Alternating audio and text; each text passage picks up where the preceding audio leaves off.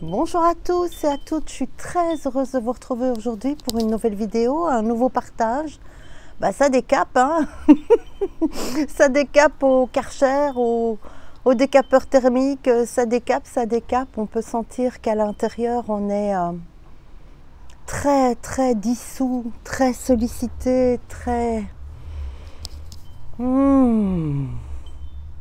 dans quelque chose peut-être de ne pas vu, de ne pas connu. Alors qu'on peut s'arrêter sur ça et se dire mais qu'est-ce qui se passe?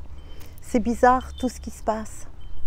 Et aujourd'hui on va aller un peu plus en profondeur là-dedans. Je vais essayer de partager avec vous un peu plus de clarté sur ce qui arrive. Je suis dehors, j'espère que vous n'aurez pas trop de vent. J'avais besoin d'être dos au mur avec le Bouddha et avec le Christ descendu de sa croix. Parce qu'aujourd'hui, nous sommes très bientôt, et nous sommes dedans, hein, c'est pour ça que ça comme ça. On est déjà dans les énergies de la pleine lune du Wesak, ce moment sacré, ce grand moment de bénédiction. Aujourd'hui, on va parler de beaucoup de choses. On va parler de pourquoi ce remous est si présent, pourquoi il est si difficile, pourquoi il est si intense, pourquoi on ne peut-être pas encore être dedans, être déjà dedans depuis un moment, mais c'est sûr qu'on va être dedans. À partir de cette pleine lune du 12 mai, quelque chose va s'éclairer pour chacun d'entre nous qui peut être challengeant, qui peut être peut-être même démotivant pour certains. Et aujourd'hui, je voudrais surtout que vous ne lâchiez pas, que vous continuiez, que vous respectiez cette dissolution supplémentaire. Aujourd'hui, on va être soutenu par plusieurs choses. Alors, j'ai fait des recherches dans mes tarots, c'était pas simple parce que j'ai eu difficile de trouver certains animaux dont on va prendre conscience de l'énergie, puisque cette pleine lune, elle est en taureau, mais elle est en scorpion, pardon, avec le soleil en taureau. Alors moi je suis pas astrologue, je fais pas tout ça. Si vous voulez plus de choses, n'hésitez pas à aller voir d'autres vidéos. Moi je m'intéresse à ce que je reçois, je m'intéresse au côté peut-être moins visible, au côté peut-être plus sacré, c'est ce qui me guide en tout cas. Donc aujourd'hui nous allons parler du taureau. Je donne tort haut, du bison. Alors la carte que j'ai trouvée en plus c'est le bison blanc qui rappelle toute cette cérémonie de la femme bison blanc, du sacré, du calumet de la paix. Mais on va surtout parler de lui là, du scorpion, puisque cette pleine lune est en scorpion. C'est pour ça qu'elle va décaper si fort. C'est pour ça qu'elle peut donner l'impression d'être sans merci, j'entends. Ce qui n'est pas du tout le cas. C'est un grand cadeau pour nous tous, nous toutes. Et profiter de ce cadeau est vraiment une aubaine, car il va venir mettre en lumière une émotion très profondément ancrée en nous, sans doute la plus difficile à voir, la plus difficile à accepter, la plus difficile à pardonner, la plus difficile à éclairer, qui est la honte. Et peut-être que rien qu'avec ce mot prononcé, beaucoup d'entre vous auront envie de faire « Oh, pas concerné par ça, moi, je passe à autre chose » et tout est juste. Alors, on va faire d'abord un peu, on va aller dans l'ordre, d'accord? Tout d'abord, merci à tous les nouveaux abonnés, merci à vous tous, merci pour vos commentaires, merci pour vos likes. N'oubliez pas à quel point c'est important pour que la chaîne puisse être prise par... Alors m'embêter cette mèche là, je vais essayer de la caler, puisse être prise par l'algorithme de YouTube pour pouvoir proposer au plus grand nombre ce qui est partagé ici. Alors les énergies cosmiques actuelles, on les sent, elles sont bien là. Alors on est vraiment dans un cycle d'effondrement des masques, mais au niveau collectif. C'est pour ça que ça décape si fort. On redit, mais ça va durer toute l'année. Et peut-être la suivante. Mais donc, on va le dire beaucoup. C'est comme s'il y avait un voile supplémentaire qui était en train de se lever avec cette pleine lune, à la fois sur soi, mais aussi surtout sur nos ancêtres, sur le transgénérationnel, sur l'invisible, à travers d'autres existences que nous avons pu vivre, d'autres mission, entre guillemets, je n'aime pas trop ce mot, mais il est activé pour le moment. La honte est un masque profond qui remonte en surface pour être vu enfin, mais sans continuer à mettre un filtre dessus. Un filtre d'excuses, j'entends, d'excuses parfois involontaires. Et aujourd'hui, on ne peut plus être dans l'excuse. On ne peut plus être dans l'excuse de sa lumière. On ne peut plus être non plus dans tout excuser à l'autre. Et ça, c'est extrêmement difficile, car si vous m'écoutez, vous faites partie de ces bénévoles, j'entends, de ces âmes bénévoles, généreuses, qui sont venues pour aider, pour soutenir, pour partager l'amour, pour créer plus d'unité, pour créer plus de tout ce dont tout le monde rêve. Et c'est particulièrement difficile pour le moment. Beaucoup de choses se réveillent chez chacun d'entre nous. Beaucoup sont dans des résistances égotiques très très fortes qui sont mises en lumière justement par ce miroir du scorpion qui nous oblige à descendre dans ce qui était verrouillé. Et tout ça peut aussi déclencher maintenant le besoin nécessaire de placer des nouvelles limites. Ce qui ne veut pas dire une limite à l'amour, ce qui veut dire une limite dans le choix de où je distribue encore mon énergie, ma lumière. Qu'est-ce que j'en fais?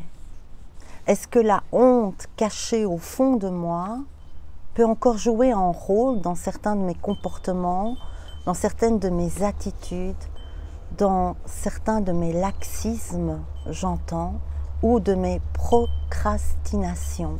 On va aller voir tout ça et on va dégager tout ça. Alors, les pleines lunes, elles sont là pour révéler, elles illuminent ce qui restait encore dans l'ombre. Et celle-là, elle va bien faire ça. Alors, celle qui arrive, elle est liée vraiment à un portail de révélation intérieure en profondeur, qui va être propice à voir nos blessures, sans les juger, bien évidemment, et surtout à offrir cette honte profondément inscrite en nous à la lumière, à transmuter dans le cœur ce qui semblait impardonnable à soi-même, à la vie, à l'autre. La fête du Wesak, dans laquelle cette pleine lune de mai va être, c'est ça qu'elle est, c'est la pleine lune du Wesak. Elle est fêtée chaque année là, pendant le mois de mai, et c'est toujours la lune en taureau, et généralement c'est en mai. C'est une fête spirituelle majeure, je dis ça pour tous ceux qui ne connaîtraient pas ce terme, et dans de nombreuses traditions ésotériques et bouddhistes, elle est présente. Elle commémore plusieurs choses. Elle commémore à la fois la naissance, l'éveil et la mort du Bouddha, mais surtout dans les cercles de conscience, la descente de la bénédiction du Christ et du Bouddha unis. Unis! C'est pour ça que c'est si fort. À travers une immense effusion de lumière et de conscience sur toute la Terre. Donc, c'est ça. Cette pleine lune est dite porte du Wesak. C'est une ouverture multidimensionnelle où les mondes supérieurs transmettent des fréquences de sagesse, de paix et de service. Cette multidimensionnalité de l'être, elle est en train de s'ouvrir chez beaucoup. J'ai beaucoup de témoignages de gens qui me disent « je ne comprends pas ce qui m'arrive, je suis là, je ne suis pas là, je suis ailleurs, je suis ici, il se passe plein de trucs ». Ce n'est qu'un début, mais ce n'est pas le propos de cette vidéo. C'est un moment d'élévation de groupe, d'unification des âmes conscientes, les âmes conscientes. Il ne faut pas tout mélanger, il faut accepter que ce ne sera pas tout le monde et que ça n'est pas tout le monde. Même si tous ceux qui m'écoutent ici ont envie que ce soit tout le monde, aujourd'hui, il faut voir que ce ne sera pas tout le monde. Et tout est correct. C'est vraiment la proposition d'une guérison planétaire. Alors, on va d'abord aller voir ce scorpion-là, cette sale bestiole. Où est-ce que tu es? Qui est vraiment ce qu'on voit. Alors, il est tout noir. Il peut être brun aussi, il peut être tout petit. Alors, c'est drôle parce que plus ils sont petits, plus ils sont mortels. Moi, quand j'ai voyagé, j'en ai rencontré, j'en ai eu dans mes bottes, j'en ai eu dans mon sac de couchage. Et je sais que les Bédouins avec qui je vivais à l'époque m'ont dit « Ah, plus il est petit, plus il faut faire gaffe ». Alors, évidemment, c'est un animal qui porte une carapace. Cette carapace que nous avons pu mettre peut-être sur cette émotion profonde. Pourquoi? Parce que celle-là, c'était la pire. Et on n'avait pas envie de la voir. Et on n'avait pas envie ni de la voir, ni de la voir. Et certainement pas de la porter. D'ailleurs, je vous invite à aller voir le texte que j'ai publié sur la communauté, ici sur cette chaîne YouTube. Donc vous allez, vous cliquez sur ma tête avec le papillon et vous voyez les différents menus, vous allez sur post. J'ai publié ce matin un texte sur le fait que tu n'es pas une erreur. Tu n'es pas une erreur. Non, non, non, non, non. Tu peux aller voir, ce texte peut t'aider aussi à une plus grande compréhension. Je t'invite à aller le lire. Alors, le scorpion, c'est mourir pour renaître. On va aller voir ça. Le taureau, c'est l'ancrage et la stabilité. Alors, on va d'abord, parce que j'ai tout de suite été appelée, non pas sur le taureau, mais sur le bison, je vous ai dit, moi je sors un peu du cadre, c'est comme ça. Et les deux forces à la fois du taureau et du bison, ce sont des forces sacrées. Alors le tarot, en astrologie, il est le signe de la matière, de la stabilité, de la sensualité aussi, et du territoire. C'est le signe qui ancre le divin dans la chair, qui nous relie à la fois à la terre-mère, à son abondance, et il va y en avoir de plus en plus dans nos cœurs quand la honte sera libérée. Il est associé à l'abondance, mais aussi à la lenteur. Ne mettez pas la charrue avant les bœufs. D'accord? Il représente la force vitale, féconde, patiente et enracinée. Et le bison? Le bison, quant à lui, il est un archétype sacré des peuples premiers. Il porte une médecine de gratitude, de don de soi, de reliance au grand mystère. Mais on n'est plus à faire le don de soi à n'importe quel prix. Le sacrifice, c'est terminé, les paillassons, c'est terminé. Et cet esprit de reliance et d'unité peut être totalement intérieur. C'est pas pour ça qu'il doit être manifesté avec tous ceux et celles qui ne sont pas prêts à être unifiés en eux, à être unifiés à la lumière des autres, à être unifiés à la lumière que vous êtes. Et ça, c'est tellement difficile. Tellement difficile. Non, moi, je suis là pour tout le monde. Tout le monde, il est beau et tout le monde, il est gentil. Moi, je peux le voir. Oui, tu peux voir l'âme de l'autre. Tu peux voir son potentiel. Tu peux voir ce dont il serait capable s'il en avait fait le choix.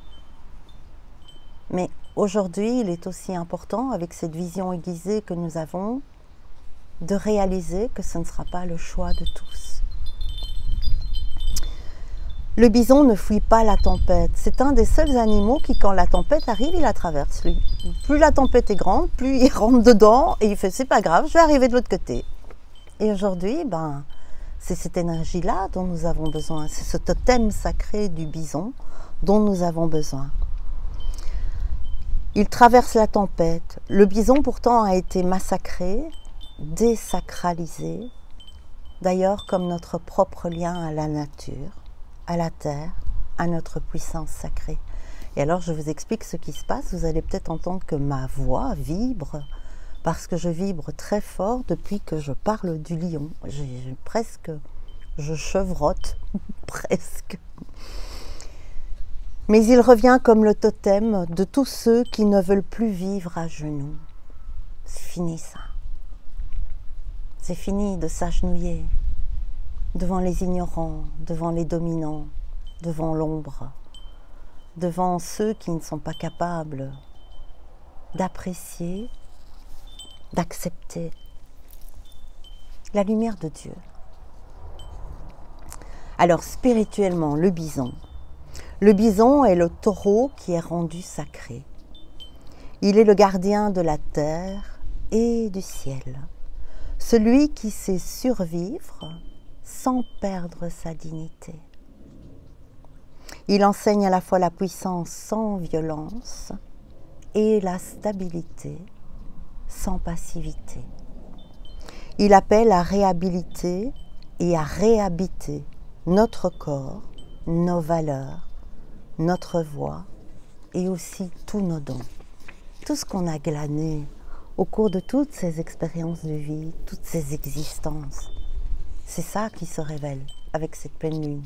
C'est ça qui fait que ça décape, c'est ça qui fait que le couvercle de la honte, il ne peut plus être là. C'est impossible. Scorpion et Taureau, lors de cette pleine lune, vont former une alchimie entre l'ombre et la lumière. On a beaucoup parlé de l'alchimie, on est dedans, ça va continuer, ça va être infini, ça va toujours être là. On a intérêt à l'accepter. Le Scorpion, c'est mourir pour renaître. Le Scorpion est le gardien des eaux profondes, des émotions taboues. Parle pas de ça. Garde ta honte, garde la mienne, garde celle de ta mère, de ton père, de tes grands-parents. Garde-la. Toi, tu peux la porter en secret. Alors garde-la. On te la donne. Ton âme généreuse est venue accepter de la porter. Bah oui, ben maintenant elle change d'avis. Elle en veut plus. Il est souvent autodestructeur, le Scorpion.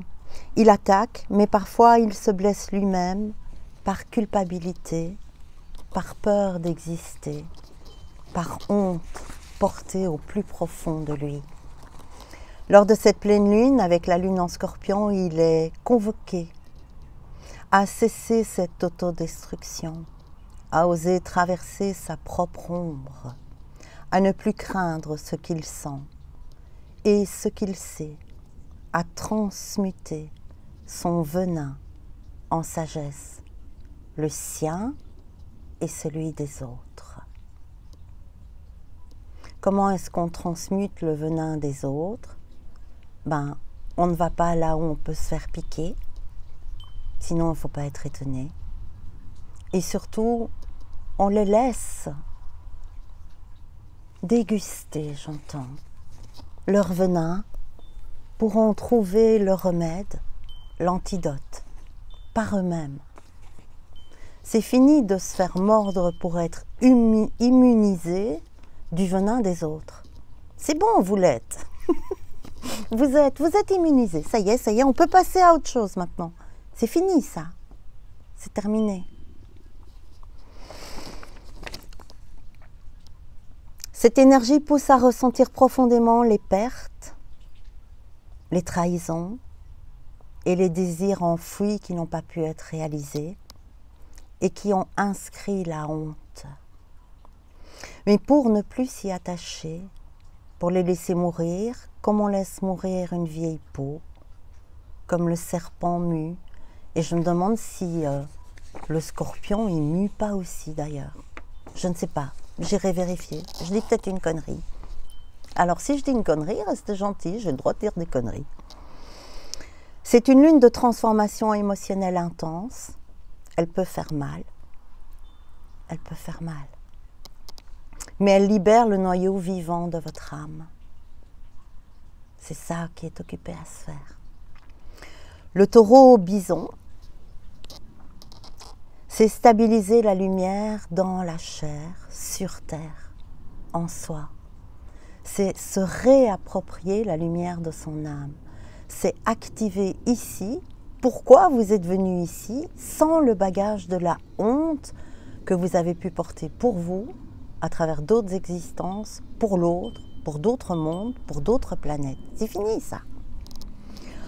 En face, le soleil en Taureau est symboliquement le bison, pour moi. Il offre l'enracinement, la paix, la dignité retrouvée. Qu'est-ce qu'il nous dit? Il nous dit « traverse ton ombre, mais reviens dans ton corps, nourris ton cœur et célèbre la vie ». Il nous rappelle que la sécurité ne viendra pas du contrôle, mais de la reliance à soi, à sa lumière, à la bénédiction que nous recevons tous en ce moment, spécifiquement le jour de la pleine lune du Wesak, qui je pense est le 12, à vérifier. Il nous rappelle que la sécurité ne viendra pas du contrôle, mais de la reliance. Le bison nous enseigne à marcher avec fierté. Redresse-toi, relève-toi.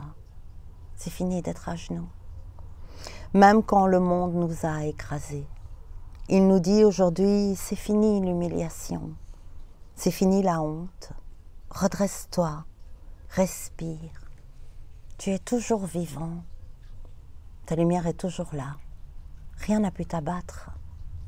De toutes les horreurs que tu as vues, vécues, gardées secrètes, gardées secrètes. Relève-toi. Ta lumière est toujours là. Elle est la même, immuable, indestructible. C'est pour ça que tu es là. C'est pour ça que tu es venu. Tu as cette force, n'en doute jamais. Tu as cette force de lumière en toi. Et elle va être ravivée. Et elle va être passée au Karcher. Ta honte va être passée au Karcher pour que ta lumière soit absolue, totale, immuable, inébranlable, stable ici sur terre. Alors on va aller voir un peu, c'est quoi cette honte, hein? C'est tellement méconnu la honte. On dit rouge de honte, mais souvent on dira je suis en colère. Parce qu'on peut voir le rouge de la colère, mais on ne peut pas voir le rouge de la honte. Ça fait trop mal ça fait trop souffrir. La honte est une émotion profonde, contractante, silencieuse, souvent invisible mais omniprésente une fois qu'elle a pu s'installer. Elle donne l'impression que quelque chose ne va pas chez nous en tant qu'être. La honte ne dit pas, contrairement à la culpabilité, j'ai fait une erreur. La honte nous laisse croire, je suis une erreur.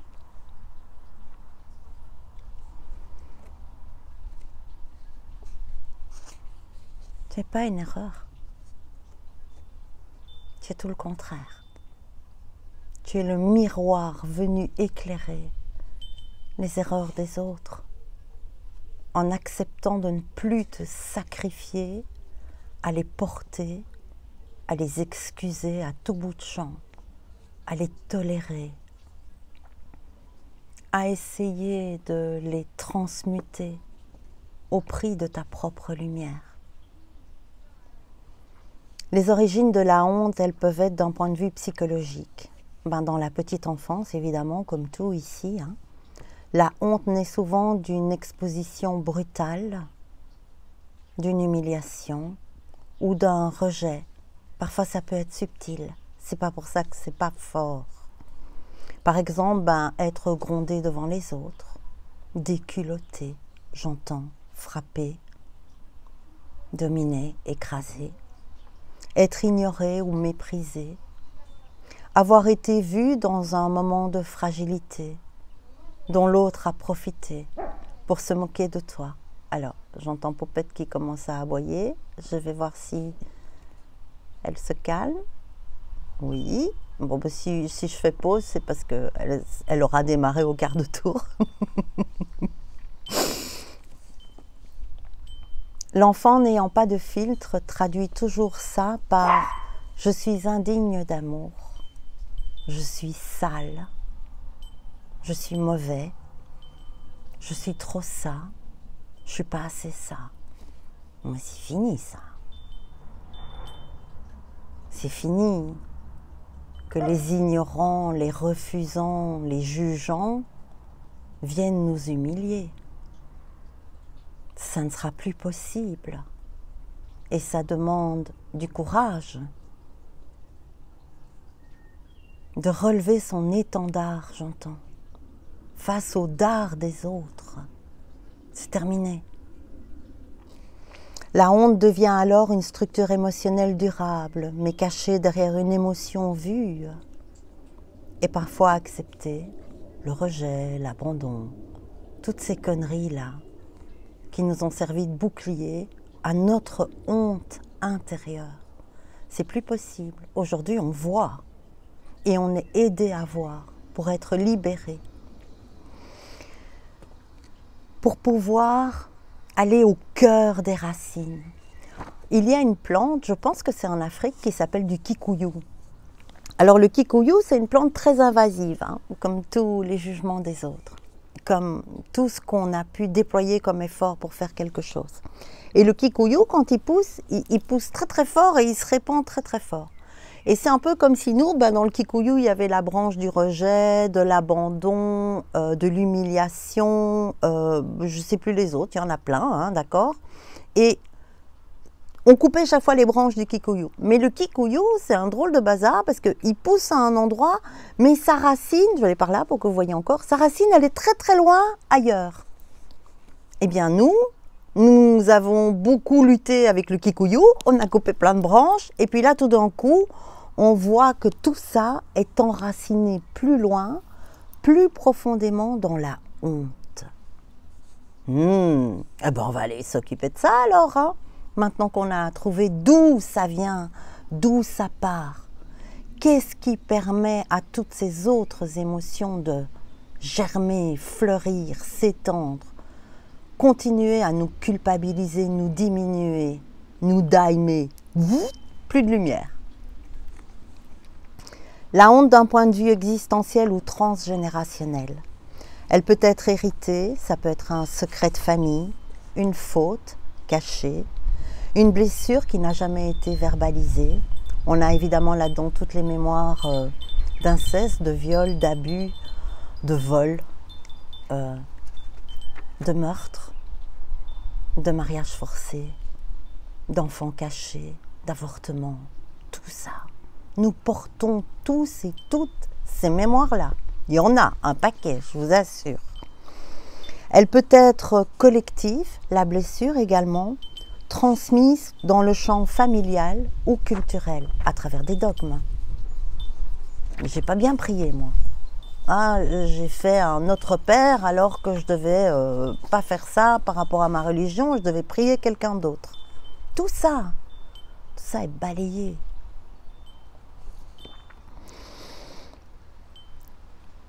Par exemple, la honte d'être différent, la honte de la pauvreté, la honte du corps, la honte de ses parents. Vous savez, c'est quand tous ces ados qu'on va déposer devant l'école font « Maman, tu peux me laisser sur le coin, s'il te plaît ?»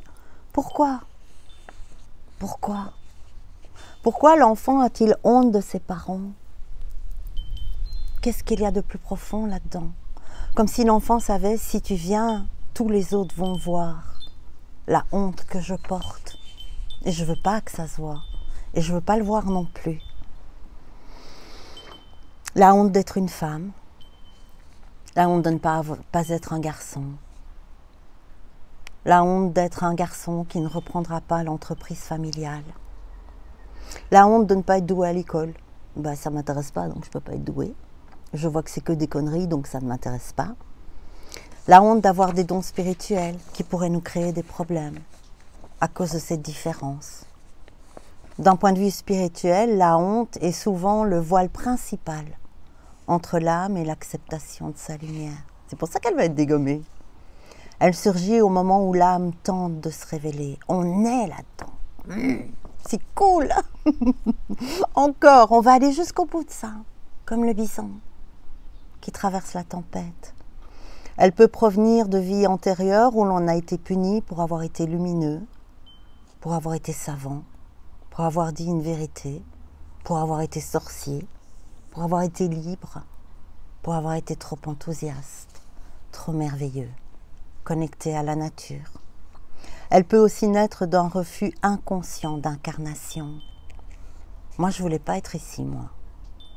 Je ne voulais pas. Si je ne suis pas ici, je ne suis pas dans mon corps. Si je ne suis pas dans mon corps, je ne peux pas être le bison sacré. Si je ne peux pas être le bison sacré ici, stable sur Terre, j'ai honte de ma lumière. Ça ne va pas. Je ne sais pas quoi en faire. Qui la veut? Et alors, je la distribue à tout le monde. Et après, je n'ai plus d'essence. Évidemment, la honte est totalement liée à la récupération de la pureté. Les licornes sont très présentes pour le moment. Alors je dis les licornes, je mets des mots, je mets des concepts, parce qu'on ne sait pas traduire quelque chose ici, en tout cas pas encore, sans mettre de concept dessus. La licorne est ce qui symbolise le plus la pureté. Seule la pureté peut caresser la licorne. Et aujourd'hui, nous sommes appelés à vibrer la fréquence de la pureté. Et ça n'est pas possible avec un voile de honte. Et alors c'est beau, j'ai vu une licorne, mais comme quand il y a des choses qui peuvent effrayer les chevaux, et alors on bâche leurs yeux pour qu'ils continuent à avancer sans voir l'horreur qu'ils traversent. C'est fini ça. Nous sommes capables des deux. Nous sommes capables de voir l'horreur que nous traversons, l'ombre autour de nous, en étant purs pendant qu'on la traverse, sans peur, sans honte, sans déficience.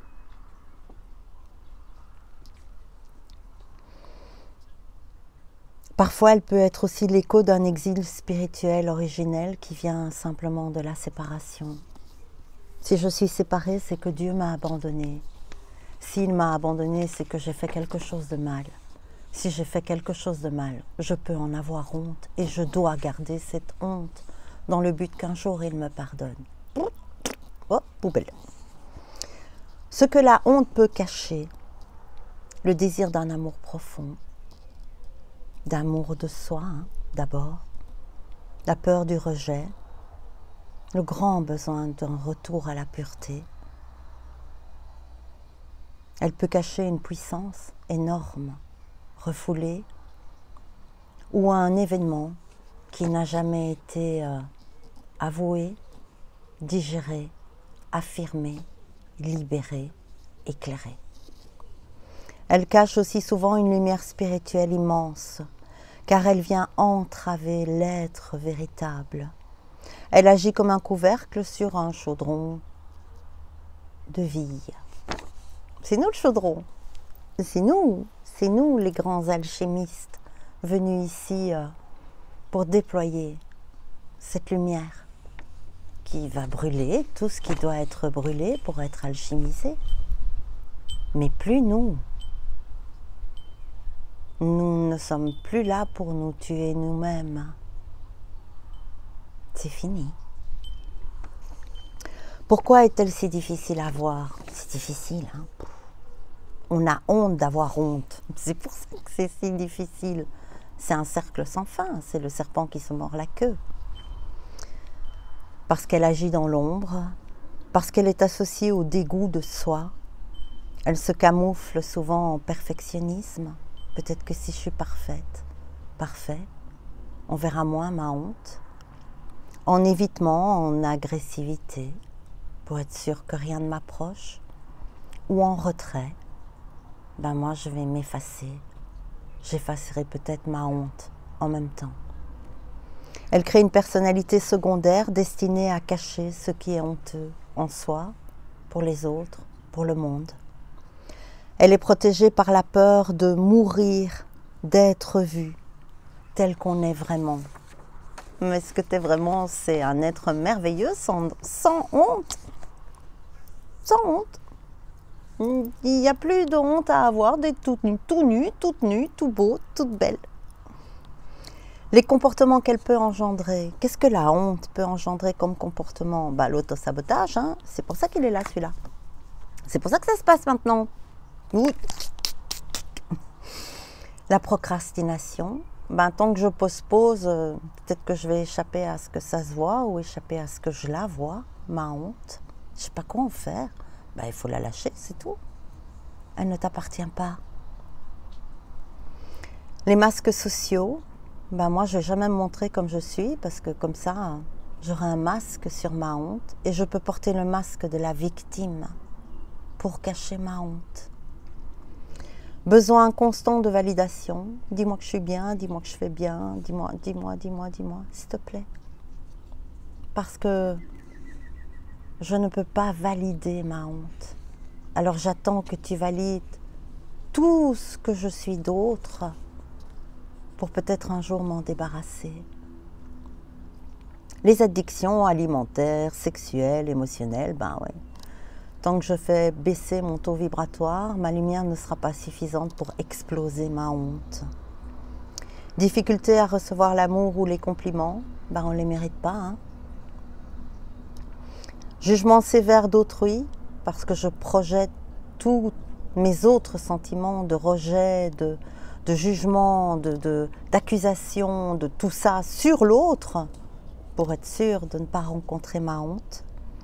Et souvent une rupture de lien avec le corps, car en fait c'est lui qui porte la marque, l'empreinte, le tatouage de la honte.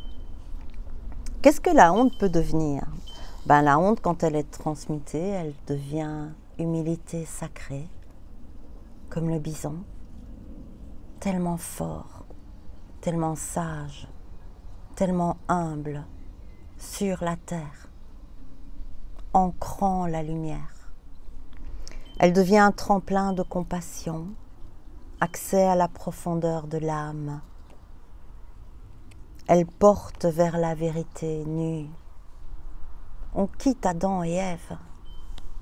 On quitte la honte d'être nu, mise à nu. Les bébés naissent tout nus. Regardez comme ils sont beaux, merveilleux. Ils sont couverts de plein de glaire, de snot, de machin. On s'en fout, on essuie tout ça. Et ils sont merveilleux, on le voit tout de suite. Tout de suite.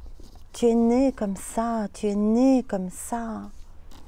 Quel que soit le ventre d'où tu es né, quel que soit le père qui a fait que tu es arrivé dans ce ventre, tu es né pur, merveilleux, toute nue, tout nu, avec ton âme qui brille dans tes yeux. Et cette fenêtre-là, aujourd'hui, elle s'ouvre à nouveau, totalement, pour toi d'abord. Regarde ton âme, comme elle est belle.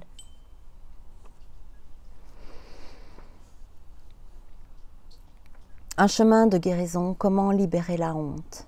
En revenant au corps, ressentir la honte là où elle vit. Alors elle peut être dans votre gorge, dans votre cœur, dans votre estomac, dans votre tête, dans vos yeux, dans vos oreilles. Prenez le temps de voir où elle est. Prenez le temps de lui parler comme on parlerait à un tout petit enfant. En lui disant, on t'a fait passer pour une erreur. On t'a dit que tu n'étais pas pur. On t'a sali, souillé, jugé. Alors que tu étais simplement une pureté encore fragile, non ancrée, non stable. Trop pur que pour supporter le venin. Mais maintenant tu es grand, tu es grande, tu es fort, tu es forte, tu es prêt, tu es prête à prendre ta honte par la main pour lui rendre toute la lumière dont elle a besoin.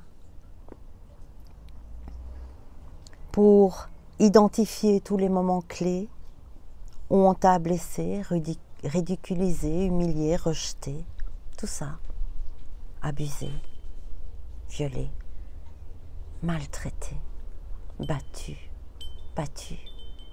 frappé, enfermé, traîné par terre. Parce que toi, tu avais la force de te relever de ça. Toi, tu as la force de te relever de ça. Et c'est maintenant que ça se passe. Célébrer ce qui était caché. Derrière ça, tous tes talents, tous tes dons, toute ta différence. Tout ce précieux que tu es. Tu peux offrir ta honte au divin, en rituel, en prière, en canalisation. Tout est instantané maintenant. Il n'y a plus besoin de passer 25 ans. Je vais vous donner un petit rituel après d'ailleurs. Marchez dans la lumière nue. Vous pouvez faire l'expérience chez vous. Vous mettez à poil dans votre salon et vous marchez digne. Et vous vous prenez pour un bison. Et vous traversez tout. Toute votre histoire. Toutes vos histoires. ancré, fort, lumineux, sacré, lien entre ciel et terre, lumière, empreinte, guérison. Marchez dans la lumière, nu. Alors si vous voulez, vous pouvez prendre note ou vous ferez pause pour prendre un stylo. Je vous propose un petit rituel de la pleine lune. Vous pouvez écrire sur un papier ce que l'on a cru, ce que vous avez cru devoir cacher pour être aimé. Ce qu'on vous a dit aussi. On peut aussi vous avoir dit « tu me fais honte ». Ce que tu as fait là, ça me fait honte. Comment as-tu osé? Bon, moi j'ai entendu ça toute ma vie. Écrire tout ça. Dire merci à tout ça. Parce que ça n'a pas été suffisant pour briser votre lumière. Mais ça l'a renforcée. Dites merci. Ensuite, vous pouvez brûler ce papier le jour de la pleine lune du Wesak.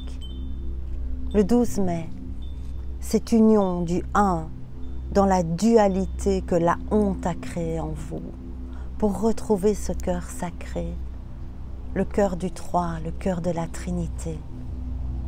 Corps, âme, esprit, tout sacré et consacré par ce rituel. Vous pouvez dire également à haute voix, je suis aimée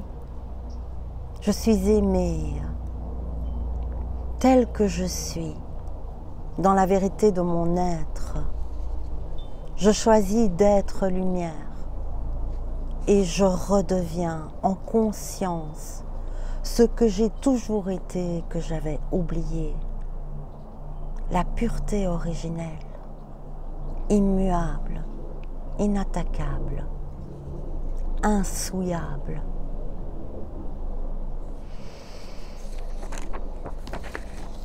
Ok, je dois tirer une petite carte.